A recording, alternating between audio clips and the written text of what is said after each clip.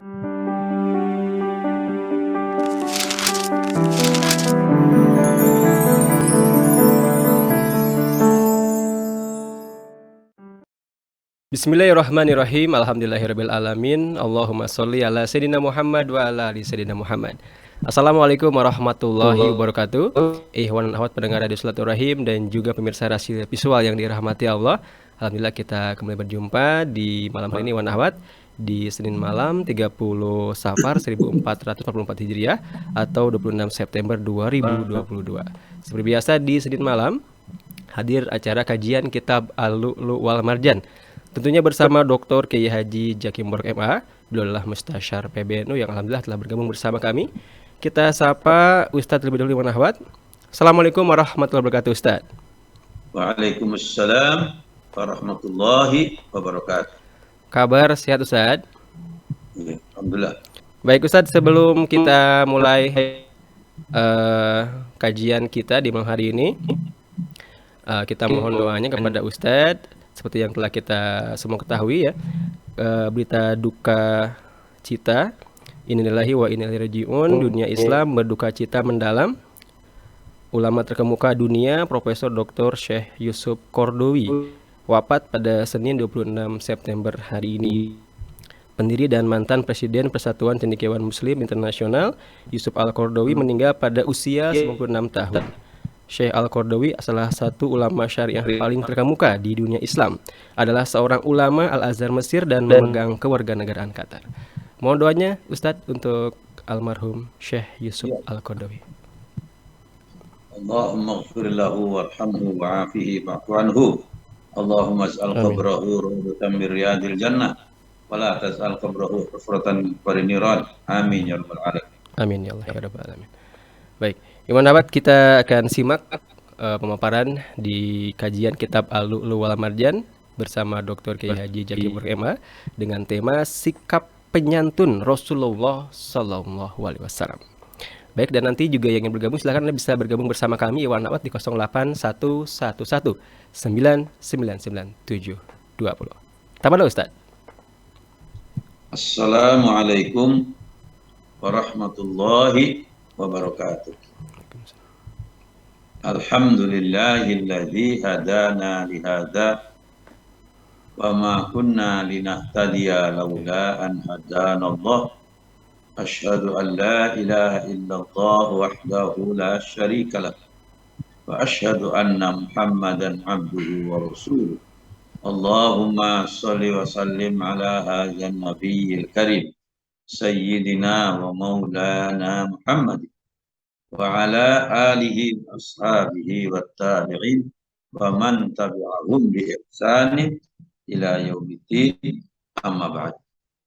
Ikhwan, akhwat, para pendengar Radio Silaturahim dan pemirsa Rasul TV yang kami cintai, alhamdulillah pada malam hari ini kita berjumpa kembali dalam kajian kitab Al-Lu'lu' wal Marjan. Semoga aktivitas ini dapat mengantarkan kita pada pemahaman yang utuh dari ajaran agama dan dapat kita praktekkan dalam kehidupan sehari-hari. Amin ya rabbal alamin. Ikhwan dan akhwat sekalian, hari ini kita akan membahas tentang sikap penyantun Nabi besar Muhammad sallallahu alaihi wasallam. Ya, kita harus bacakan hadisnya. Hadis Ibnu Abbas. Hadis dari Ibnu Abbas qala menginformasikan karena adalah Rasulullah sallallahu alaihi wasallam ajwadan nasi, orang yang paling penyantun, yang paling dermawan. Wa kana ajwadu ma yakunu fi Ramadan, dan lebih bersikap penyantun lagi atau lebih beliau itu melakukan ya sebagai dermawan terutama di bulan Ramadan. Khina yalqu Jibril, ketika beliau menjumpai malaikat Jibril. Wa kana yalqahu fi kulli lailatin min Ramadan. Dalam bulan Ramadan beliau melakukan repetisi dengan Jibril tentang qiraatul Quran. Terus setiap malam di bulan Ramadan. Ya, jadi ada repetisi dengan Jibril tentang mengulang kembali bacaan Al-Quran secara rutin. Dan pada saat itu beliau sangat dermawan sikap, sangat baik dan sangat penyantun. Fayudarisul Qur'ana, maka malaikat Jibril dan Nabi Muhammad menderas, ya, membaca Al-Quran, mendalami Al-Quran. Wala Rasulullah SAW, demi sungguhnya Rasulullah SAW ajwadu bil khairi, ya, bahwa beliau itu lebih bersikap dermawan bil khairi, dengan kebajikan atau dengan hartanya, minar rihil mursalati, dari angin yang bertiup. Ya, jadi sikap dermawannya itu begitu banyak, dia memberikan bantuan kepada sesama, digambarkan sampai melebihi angin yang bertiup kencang. Ya, itu gambaran dari hadis yang diriwayatkan dari Ibnu Abbas. Ibnu Abbas ini adalah saudara misal Nabi. Putranya Al-Abbas dengan Nabi Muhammad, putranya Abdullah. Abdullah ini adiknya Al-Abbas. Itulah pernyataan dari Ibnu Abbas tentang kedermawanan Nabi pada bulan Ramadan. Nah, sikap kedermawanan beliau ini dilanjutkan di bulan-bulan lain. Bukan cuma bulan Ramadan, sama nanti ketemu Ramadan lagi. Jadi enggak henti-hentinya. Beliau bersikap sangat menyantun dan sebagai orang yang sangat dermawan dan sering berderma untuk sesamanya. Hadis berikutnya disebutkan haditsu Anasin. Hadis dari sahabat Anas radhiyallahu anhu, semoga Allah meridhoinya, qala, menginformasikan, qadamtun nabiyya, aku menjadi pelayan Nabi sallallahu alaihi wasallam asyara sinin, selama 10 tahun. Beliau mengabdi pada Nabi, berkhidmat pada Nabi selama 9 tahun Anas ini. Fama qala li uffin, beliau belum pernah menghardik saya. Ya, selama 9 tahun Imam, ya, Anas bin Malik, ya, Anas bin Malik mengabdi pada Nabi, melayani Nabi selama 10 tahun, tidak pernah beliau mengucapkan sesuatu yang kasar atau menghardik beliau. Wala lima sunata, tidak juga beliau menegur, kenapa kamu berbuat begini? Kenapa berbuat begitu? Enggak, sama sekali enggak pernah beliau menegur. Wala ala sunata, kenapa kamu tidak berbuat ini? Tidak berbuat, enggak juga sama sekali. Jadi enggak menegur, membentak, enggak. Kenapa kasih kamu begini? Enggak. Kenapa kamu tidak begini? Enggak juga. Inilah salah satu hal, ya, kebaikan Rasulullah pada seorang pembantunya, Anas bin Malik, pembantu. Nah, saudara sekalian, dari hal seperti ini bisa kita pahami dari dua sisi. Yang pertama, memang Nabi seorang yang sangat penyantun dan sangat dermawan, sehingga akhlaknya sangat tinggi, luar biasa. Yang kedua, Imam Malik bin Anas sebagai khadam dari Nabi memang kerjaannya baik gitu. Jadi dua sisi ini, ya, kita lihat dari dua sisi. Kerjaannya memang baik.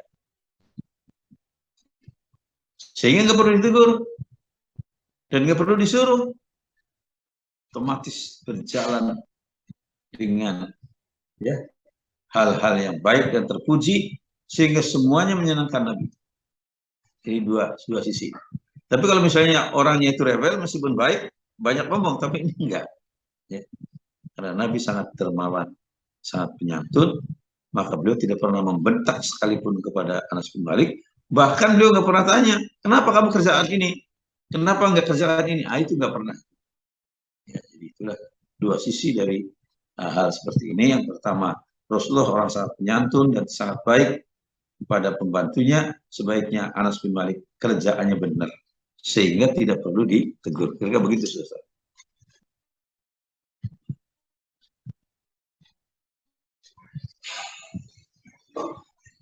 Hadis Anasin, hadis dari Anas, hadis berikutnya.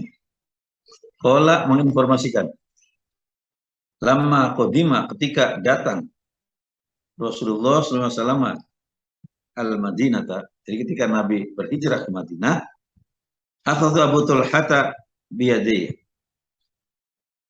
Akhadha Abu Talhata biyadi. Abu Talhah memegang tanganku. Fantolaqo bi, maka beliau berjalan denganku ila Rasulillah SAW, menuju Rasulullah SAW. Faqala ya Rasulullah, inna Anasan ghulamun kaisur. Sesungguhnya Anas ini ya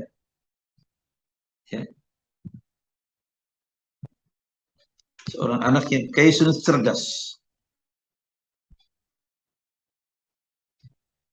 Jadi kata Abu Talhah, Rasulullah dituntun Anas oleh Abu Talhah. Ini anak cerdas Rasul. Kaisun. Fal yahdumka, maka hendaklah dia itu berkhidmat padamu, melayanimu fil khadri was safari, baik waktu ada di rumah atau dalam perjalanan. Wallahi, maka demi Allah, kata Imam Anas bin Malik, ma qala li syai'in sana'tu. Tidak pernah beliau mengatakan sesuatu dari pekerjaan yang saya kerjakan. Tidak pernah menegur. Tidak pernah bertanya, ini itu enggak. Kemudian, lima sana'ta hadza. Kenapa kamu kerjakan begini? Kenapa kamu kerjakan ini? Enggak juga. Wala li syai'in lam asna'hu. Dan dengan sesuatu yang aku tidak kerjakan juga, beliau tidak pernah. Kenapa kamu enggak kerjakan itu? Kenapa kamu diam? Enggak pernah. Lima lam tasna'. Kenapa kamu tidak lakukan ini? Juga enggak ada kalimat. Ya. Bayangkan saudara-saudara. Menegur enggak pernah, menghadik enggak pernah, kemudian enggak pernah nanya, kenapa kamu kerjanya begini? Enggak. Kenapa enggak kamu kerjakan begitu? Enggak. Kemudian, kenapa kamu melakukan seperti ini? Enggak pernah. Jadi ini menunjukkan betapa agungnya akhlak Rasulullah SAW dan betapa pengabdian Anas bin Malik kepada Rasulullah sungguh-sungguh dari hati ke hati, tidak setengah hati, 100% ya, dengan hatinya melayani Rasulullah sehingga Rasulullah menyenangi beliau dan beliau mencintai Rasulullah. Semua hadis ini sahih ya, dari Imam Bukhari dan Muslim. Akan dihimpun dalam kitab Al-Lu'lu' wal Marjan.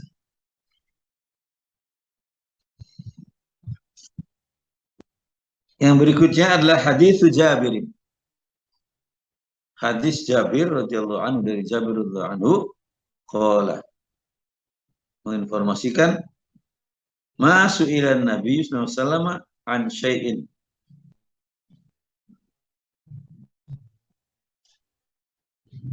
Tidak pernah Nabi menanyakan sesuatu.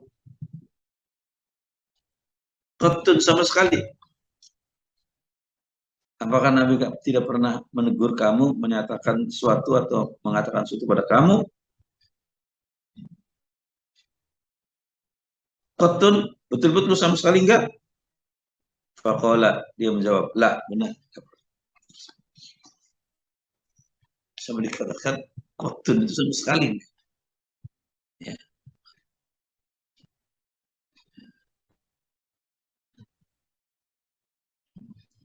ya, jadi pakai qatun sama sekali enggak. Ya, Rasulullah enggak lakukan hal-hal yang uh, tidak baik, yang bahkan menegur pun enggak kepada Anas bin Malik. Karena Anas juga pekerjaannya baik, ya sehingga perlu ditegur sudah oke. Begitu sudah.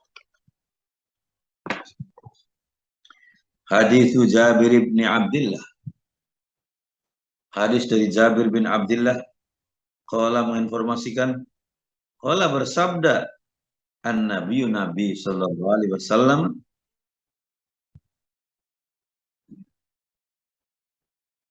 law qad jaa malul bahrain qad a'taituka hakadha hakadha.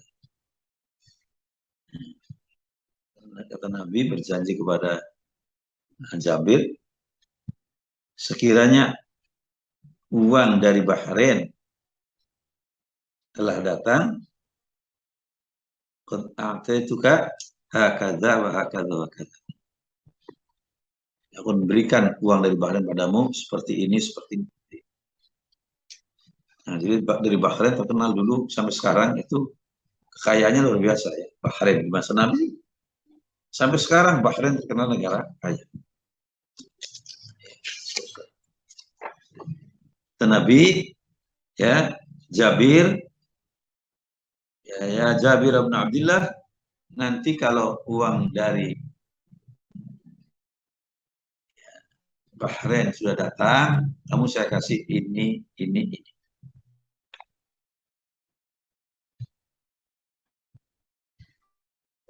Falam yaji malu Bahrain, ternyata uang dari Bahrain itu nggak pernah datang. Hatta ubido an Nabi SAW, sehingga Nabi wafat. Sini Nabi berjanji kepada Jabir bin Abdullah, kalau nanti datang uang dari Bahrain, kamu saya kasih ini, saya kasih ini, saya kasih. Ternyata uang dari Bahrain nggak pernah datang sampai Nabi wafat. Nah, ketika ternyata kemudian uang dari Bahrain itu datang, falam maja amal Bahrain, ketika uang dari Bahrain itu datang, Amaru Abu Bakrin, ya, Abu Bakar memerintahkan, fanada maka beliau berseru Abu Bakar itu, man kana lahu 'inda Nabi sallallahu alaihi wasallam iddatun aw dainun falyatina. Kata Abu Bakar, siapa di antara kalian yang punya utang piutang dengan Nabi atau janji dengan Nabi, datang pada. Karena beliau pengganti Nabi sebagai kepala negara ya, bukan sebagai Nabi. Sebagai Nabi nggak bisa diganti. Karena beliau Nabi Muhammad Nabi terakhir. Maka Abu Bakar mengganti Nabi sebagai kepala negara. Kata Abu Bakar, siapa yang punya janji dengan Nabi atau punya utang piutang dengan Nabi, datang pada Abu Bakar.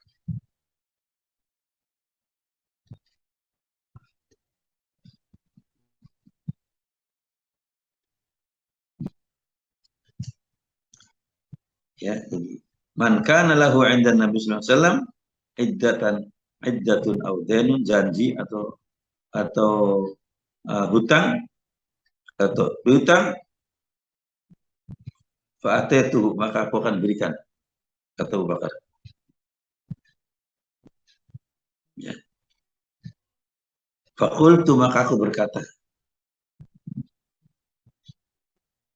kata Jabir, inna nabiyya sunya Nabi sallallahu alaihi wasallam qolali, berkata padaku, kata Jabir, kada ya, seperti ini. Dijelaskan oleh Jabir bahwa Rasulullah pernah menjanjikan pada beliau kalau uang Bahrain datang, kasih ini, kasih ini, kasih ini. 3 macam.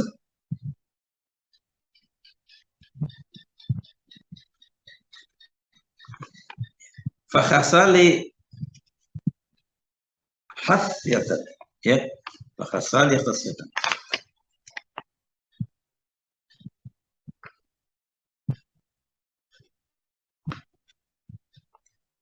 Kemudian Abu Bakar meraup harta tersebut untukku.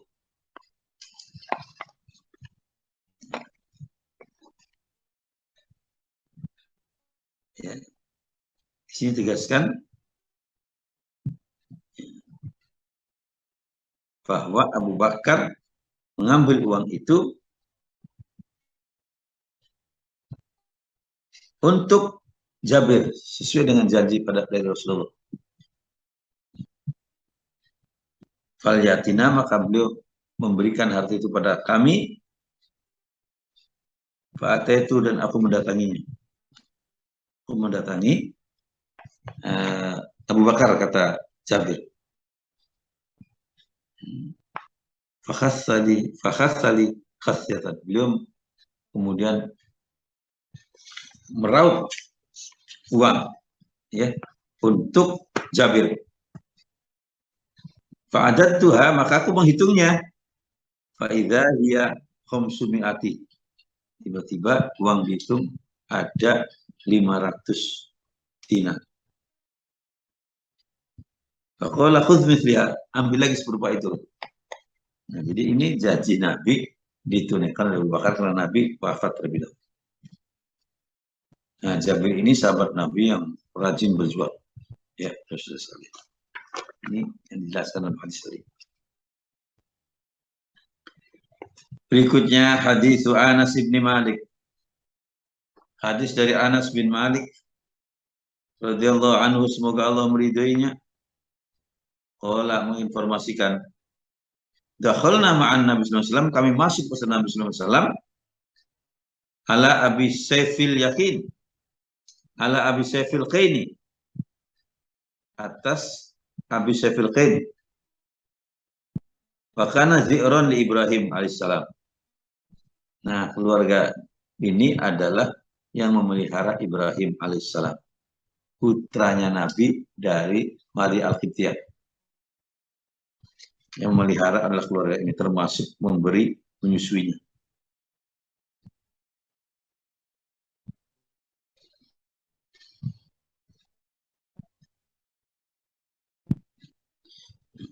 Ternyata Ibrahim bin Muhammad ini sudah wafat, umurnya kira-kira menjelang 2 tahun.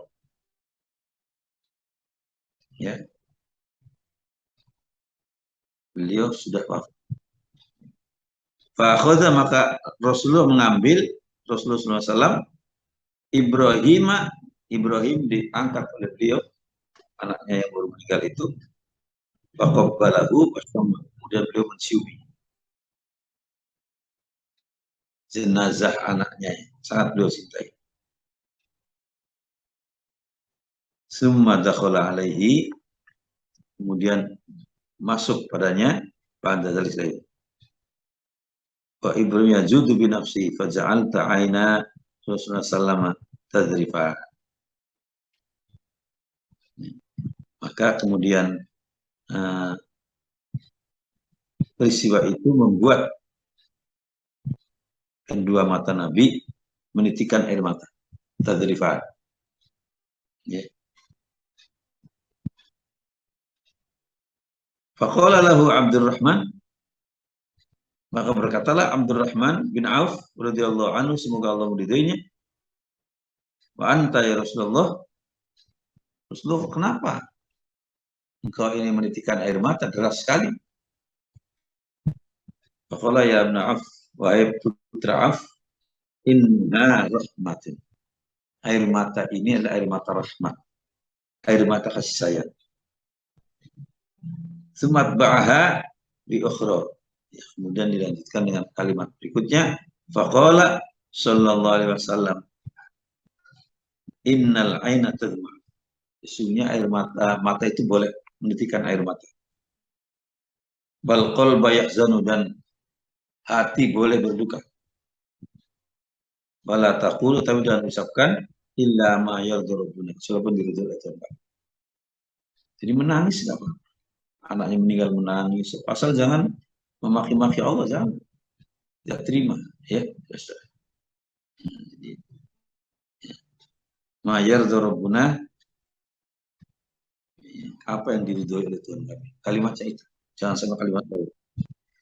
Wa inna bi firaqika ya Ibrahim lamahzunun. Kami dengan berpisah padamu wahai Ibrahim, kami semua merasa sedih dan berduka. Itu Nabi.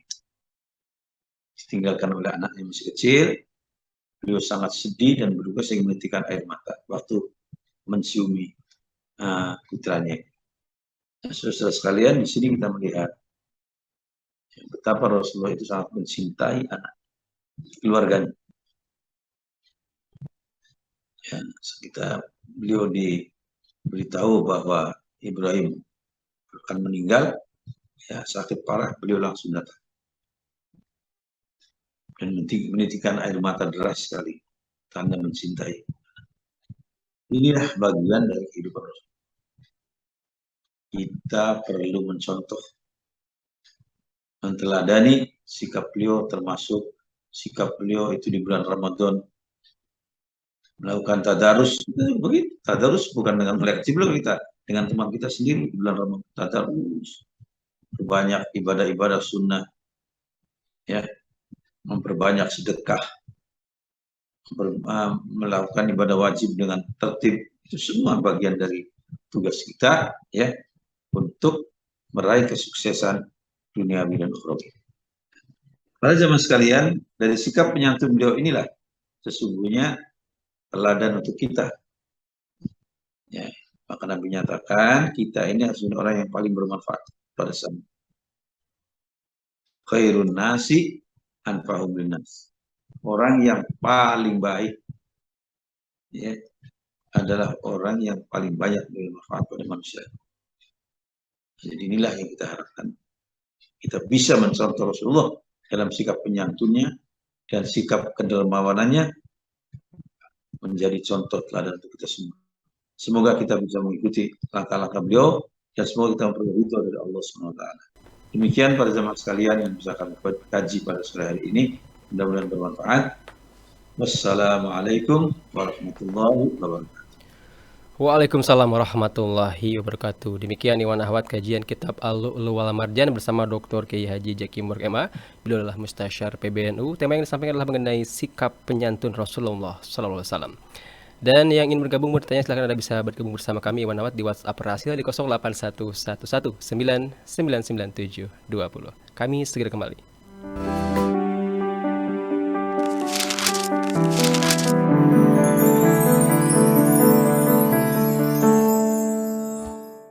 Untuk Islam yang satu masih bersama kami Ikhwan Ahwat di acara kajian kitab Al-Lu'lu' wal Marjan bersama Dr. Kiai Haji Zaki Umar MA. Tema yang disampaikan adalah mengenai sikap penyantun Rasulullah SAW. Sikap Rasul pasti tidak harus kita tiru saja, harus kita contoh karena beliau adalah role model dari sikap-sikap yang mulia di dunia ini. Ustadz, sudah banyak nih yang bergabung bersama Rahasia di WhatsApp yang bertanya di malam hari ini. Ini yang pertama saya bacakan pertanyaan dari bentar, ini tadi tiba-tiba menghilang. Bentar. Ya, dari Bapak Sumar Hadi ya. Assalamualaikum warahmatullahi wabarakatuh, Pak Kiai. Waalaikumsalam warahmatullahi wabarakatuh. Pak Kiai, mengapa di zaman sekarang ini orang lebih mementingkan ilmu daripada akhlak? Makanya banyak sekali orang-orang yang pintar tapi tidak mempunyai kepekaan sosial, kesombongan dan keangkuhan yang biasanya mereka perlihatkan. Padahal mereka mengaku mencintai Rasulullah SAW. Ini bagaimana Pak Kiai? Mohon pencerahannya Pak Kiai. Demikian. Ya, baik. Jadi waktu kita mencari ilmu harus dibarengi dengan perbaikan akhlak kita. Ya, jangan sampai ilmu toh akhlak tidak diperbaiki, enggak boleh. Mengapa? Karena Nabi innama bu'istu li utammima makarimah akhlak. Sesungguhnya aku dibangkitkan untuk melengkapi kesempurnaan akhlak. Nah, jadi waktu kita cari ilmu harus dibarengi dengan peningkatan akhlak kita, itu yang benar. Iya. Kalau yang berilmu nggak berakhlak itu nggak betul. Ya, aneh gitu, ya. Orang berilmu mesti berakhlak, mestinya. Jadi itu keanehan, ya. Sesuatu yang disebut dengan kelainan. Nah, biasanya kalau orang itu semakin alim, semakin berilmu, akhlaknya semakin tinggi. Apa diwujudkannya? Dia menjadi seorang yang sangat tawadhu, rendah hati. Tidak angkuh, tidak sombong, tidak songkak. Tidak punya aji mumpung. Dia hidup yang wajar, dia juga membimbing dengan cara baik, ya. Kemudian dia tidak menghalangi orang lain untuk mendapatkan rezeki. Dan dia juga tidak iri dengan orang lain yang rezekinya lebih banyak, dia tetap bersyukur. Kalau ternyata itu kita kebagian mengajar dan lain-lain tidak banyak orang nggak apa-apa, kecil sedikit tapi benar-benar berkualitas itu program kita sedikit tapi berkualitas di dalam hal mengembangkan ilmu. Nah, itulah yang seharusnya kita kembangkan ilmu itu juga dengan perkembangan akhlak. Innamal umamu akhlaquhum ma baqiyat. Innamal umamul akhlaqu ma baqiyat. Fa inhum dhahabat akhlaqum. Tegak tentunya suatu bangsa ditentukan oleh akhlaknya. Akhlak bangsa itu sendiri. Tegaskan dalam kalimat tadi. Fa'in humu dhahabat, kalau akhlaknya hilang, akhlaknya hilang, dhahabu. Dunia, negara itu juga merosot.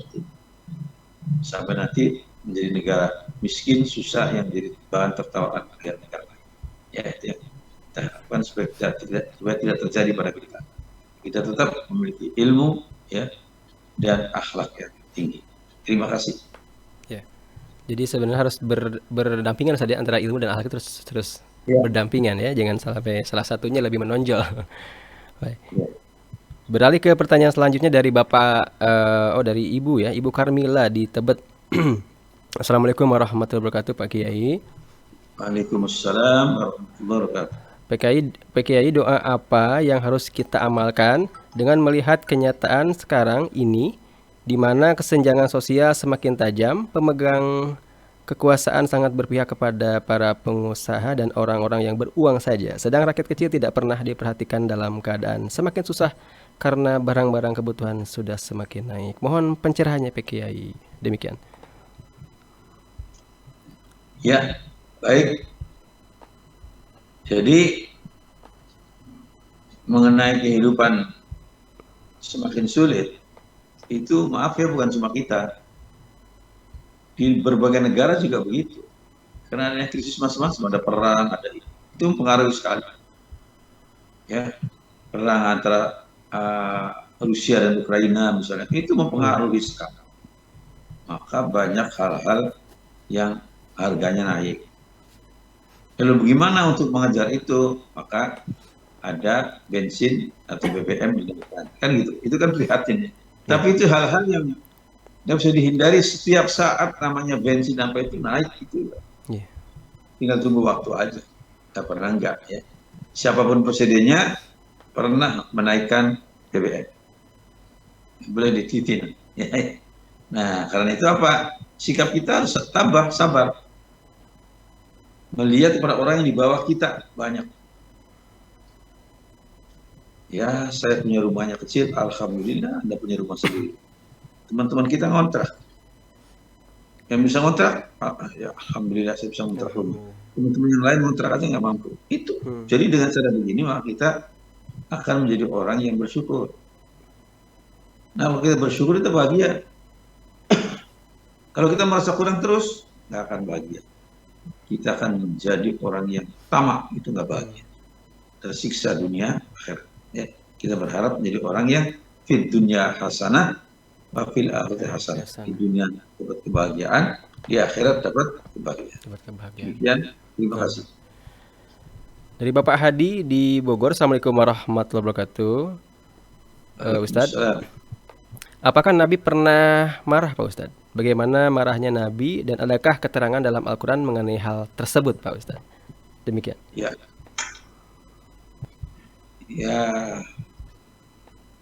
Karena beliau sangat penyantun ya tadi, nggak suka menghardik, Hmm. nggak suka marah, kecuali dalam hal-hal yang hak. Hmm. Beliau enggak juga. Kalau orang berani-berani mengubah atau melencengkan ajaran agama, beliau marah juga, Iya, tegas. tegas. Saya ambil contoh waktu keluarga Bani Makhzum. Bani Makhzum itu terkenal, itu konglomerat jenderal-jenderal di Bani Makhzum itu banyak sekali. Hmm. Nah, ketika terjadi anak perempuannya mencuri dari Bani Makhzum, itu anak perempuan, anak gadis mencuri, banyak orang yang mengetahui. Iya. Tapi mereka nggak berani cerita pada Rasulullah. Hmm. Kenapa? Oleh Bani Makhzum, saudara-saudaranya, karena dia malu kalau aibnya terangkat keluar, maka dirahasiakan, dipeti eskan. Hmm. Ternyata kemudian nggak bisa. Bau busuk itu ditutup bagaimana akan timbul. Bangkai yang disembunyikan di dalam kasur pun di rumah akan tetap Tercium. ya baunya menyengat. Nah, jadi itulah yang kita lihat dari hal-hal yang kita sebut tadi. Apa namanya? Eh, Kekurangan-kekurangan yang kita alami, kita harus berusaha tabah dan melihat orang yang di bawah kita. Hmm. Insya Allah jadi bahagia. Dan insya Allah rezeki tidak akan selamanya sempit. Biasa itu bergilir ya. Tilkal ayyamu nudawiluha bainan nas. Hari-hari keemasan itu kami pindahkan antar sama manusia. Ada yang tadinya sukses, ya, kemudian bangkrut. Ada yang tadinya orangnya biasa aja, berat, tapi anaknya sukses, jadi naik, macam-macam, biasa. Jadi, inna tasawwurifaz zamani ajibah, kata Imam Syafi'i. Hmm. Hmm. Peredaran zaman ini sangat menakjubkan. Yauman tara usra wa yauman tara yusra. Suatu saat kamu jumpai kesulitan, di saat lain kamu jumpai kemudahan. Itu kalimat Imam Syafi'i. Iya. Demikian, terima kasih. Baik. Dari hamba Allah di Jakarta Selatan, Assalamualaikum warahmatullahi wabarakatuh. Ustadz, bagaimana caranya agar kita bisa hijrah ke akhlak yang lebih baik, Pak Ustadz? Mencontoh sikap penyantun Nabi, kadang kala niat di hati ingin mengikuti cara-cara Nabi dalam bertindak, tapi kadang kala emosi sulit terkendali. Ini mohon pencerahannya, Pak Ustadz. Demikian. Jadi, berjuang mengalahkan hawa nafsu itu sesuatu perjuangan yang nggak pernah berhenti. Kalau berjuang di medan laga, itu nggak lama, sebulan 2 bulan berhenti. Jelas mana yang kalah, mana yang menang. Tapi kalau perang memerangi hawa nafsu, detik per detik terus berjalan. Dan banyak orang terpleset. Kalau orang terpleset pada nafsu, nyesal dunia akhir. Nah, maka itulah yang kita sebut nanti, bahwa berjihad itu bukan cuma manggul senjata, tapi kita berjihad mengalahkan atau membimbing hawa nafsu kita kepada yang baik. Nafsu kita ya bukan hawa nafsu. Kalau hawa nafsu itu masih buruk. Membimbing nafsu kita pada yang baik sehingga akal yang mengontrol. Bukan akal dikuasai oleh nafsu, itu berbahaya. Ya, dengan cara ini maka insya Allah kita akan mendapatkan jalan yang baik dan penyelesaian yang terpuji. Terima kasih. Dari Bapak Yusman, Assalamualaikum warahmatullahi wabarakatuh, Ustadz. Waalaikumsalam warahmatullahi wabarakatuh. Ustadz, sikap sabar dan penyantun Nabi apakah memang dari keturunan beliau ataukah karunia Allah Subhanahu wa taala? Seperti kita ketahui, kehidupan di zaman jahiliyah sangat tidak kondusif untuk pembinaan akhlak pada masa itu. Mohon pencerahannya Pak Ustadz. Demikian. Semua itu petunjuk dari Allah. Ya. Petunjuk dari Allah diberi kepada siapa yang dikehendaki oleh Allah. Bukan oleh kita, bukan. Allah yang menentukan. Termasuk ukuran rezeki, kedudukan, ilmu, ya, kemampuan berkomunikasi, semua itu adalah karunia Allah. Ya, saya ambil contoh, orang punya kemampuan berkomunikasi yang bagus. Ya, kalau hadir di mana-mana orang datang, ya, mengunjungi. Itu semua karunia Allah. Kalau nggak karunia Allah nggak bisa. Iya. Orang dapat ilmu A, B, C, D, cari ilmu bareng-bareng. Waktunya sama, ini sama, bahkan tempat duduknya juga berdampingan. Tapi hasil ilmunya nggak sama. Tergantung kesiapan orang itu mencari ilmu, kesungguhannya, kerelaan hatinya karena Allah itu semua menentukan. Ya. Maka banyak orang yang pesantrennya sama 6 tahun, tapi yang satu alim sekali, yang satu biasa-biasa karena itu ya tidak sungguh-sungguh di pesantren. Nah jadi bagaimana kita meraih kesuksesan itu harus dengan kerja keras dan sungguh-sungguh. Terima kasih. Baik. Pertanyaan yang terakhir Ustadz dari Bapak Marwan. Assalamualaikum warahmatullahi wabarakatuh. Waalaikumsalam warahmatullahi wabarakatuh. Pak Ustadz, ada dua ayat dalam Al-Quran yang artinya sungguh di dalam diri Nabi Muhammad SAW ada suri teladan buat manusia. Dan yang kedua, tidak diciptakan Nabi Muhammad kecuali untuk rahmat sekalian alam. Nah, pelajaran yang kita petik dan hikmah yang kita petik dari dua ayat tersebut seperti apa Pak Ustadz? Mohon pencerahan. Mengenai apa tuh ayatnya tadi? Sekali lagi. Yang pertama, sungguh di dalam diri Nabi Muhammad ada suri teladan buat manusia. Ya, satunya lagi. Tidak diciptakan Nabi Muhammad kecuali untuk rahmat sekalian alam. Ya, ya, jadi itu suatu niatan dari Allah SWT tentang keluhuran akhlak Nabi. Ya. Dan kita bisa mencontoh. Karena memang Nabi itu dijadikan sebagai contoh untuk kita. Jadi jangan tahu, oh dia kan Nabi. Enggak, kita kalau mau mencontoh bisa. Akhlak yang baik. Misalnya contohnya Nabi itu, kita lihat ya. Wa kana Rasulullah SAW syadid al-haya wa tawaddu. Beliau Rasulullah SAW itu sangat pemalu. Malu itu menunjukkan akhlak tinggi. Kalau nggak, orang nggak ada malunya, nggak ada akhlak. Karena bisa nggak ada agama kalau orang nggak ada malu. Belum apa? Al-haya minal iman. Malu itu sebagian dari iman. Nah, jadi iya wajar ya. Ya, itu yang kita sebut tadi dari kalimat-kalimat yang kita tegaskan sebagai teladan kita. Ya, uswatun hasanah, kita lakukan contoh teladan yang baik. Yang satu lagi, beliau diutus sebagai rahmat bagi alam semesta. Satu lagi hadis, innama bu'itsu liutammima makarimal akhlaq. Inilah yang kita lihat dari diri Rasulullah. Tugas kita bagaimana mencontoh beliau dalam kehidupan sehari. Apa bisa? Bisa. Bisa. Demikian, terima kasih. Baik Ustadz, kita dibatasi oleh waktu. Mungkin sebelum pamit disampaikan kesimpulan dari pembahasan kita di hari ini Ustadz. Tafadhol Ustadz. Ya. Baik, para jamaah sekalian, saya ingin simpulkan tadi, kan ditanyakan tadi apakah Rasulullah pernah marah. Pada dalam hal orang itu merusak ajaran agama, beliau marah. Contohnya Sulaiman jadi Bani Mahzum ya. Tadi yang ada anak gadisnya dia mencuri. Wah, itu dipeti eskan. Karena Bani Mahzum itu semua pejabat-pejabat. Peti eskan. Nah, ada yang berani sampai pada waktu itu.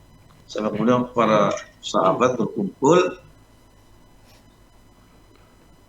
memerintahkan atau menyuruh memohon kepada Zaid, ya, Usamah bin Zaid bin Harisah, anak angkat Nabi. Zaidnya, Usamahnya putri dari anak angkat Nabi. Datang Rasulullah jelasan Nabi. Nabi langsung berdiri berkhutbah, berpidato depan mereka. Marah beliau. Ya. Apakah kamu mau menyembunyikan hukum-hukum Allah ke Nabi? Sesungguhnya kehancuran orang-orang sebelummu, annahum idza sarqa minhum dha'if, idza sarqa minhum syarif tarakuhu. Kehancuran orang-orang sebelum kamu, kata Nabi, adalah apabila ada orang yang mencuri atau korupsi dari orang-orang besar, dilupakan, gak ditindak. Tapi kalau ada orang kecil, ya ditindak. Ya tenang. Wa ayyumullahi, demi Allah kata Nabi, law anna Fatimata binta Muhammadin saraqat la qata'tu ya. Kalau sekiranya Fatimah putri Muhammad mencuri, aku potong tangan. Marah Nabi. Ada marah ya. Nah, jadi ini ya pelajaran kita ya. Dalam hal di mana orang itu menghina agama, menghina Al-Qur'an, menghina Nabi, kita harus marah. Nggak boleh Harus di. marah. Nah, ya. Ini ya, tapi marah juga harus dengan cara yang baik ya, bukan dengan kemudian Frontal. melakukan tindakan-tindakan yang kontraproduktif ya, kita tetap produktif. Nah, kemudian dari semua ini kita dibimbing oleh hadis yang kita bahas sekarang untuk menjadi orang-orang yang penyantun, berakhlak mulia, bertoleransi terhadap sesama, dan selalu contoh pribadi Nabi besar Muhammad SAW. Kemudian pada zaman sekalian yang kita sampaikan, mudah-mudahan ada manfaatnya. Amin. Maaf kalau ada khilafan. Wassalamualaikum warahmatullahi wabarakatuh. Waalaikumsalam warahmatullahi wabarakatuh. Demikian Dewan Ahwat, kajian kitab Al-Lu'lu' wal Marjan bersama Dr. Kiai Haji Zaki Murkema. Beliau adalah Mustasyar PBNU. Tema yang disampaikan adalah mengenai sikap penyantun Rasulullah SAW. Semoga apa yang disampaikan dapat menambah ilmu agama kita, juga menambah iman kita kepada Allah Subhanahu Wa Taala. Saya yang bertugas Pak Hari temani Neza dan juga Yusuf Subag itu pamit. Bila taufiq wal hidayah. Wassalamualaikum warahmatullahi wabarakatuh. Waalaikumsalam. Terima kasih.